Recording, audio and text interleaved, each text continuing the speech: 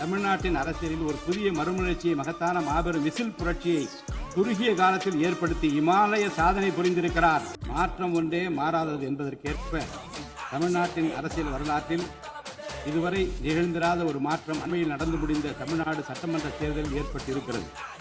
கட்சி தொடங்கிய 2 ஆண்டுகளில் மக்களின் பேராதரவுடன் தன்னந்தனியாக பல தடைக்கற்களை உடைத்தெறிந்து பணநாயகத்தை ஒழித்து ஜனநாயகத்தை நிலைநாட்டி ஆட்சியை பிடித்திருக்கிறார் சரித்திர நாயகர் மாண்புமிகு தமிழ்நாடு முதலமைச்சர் அவர்கள்.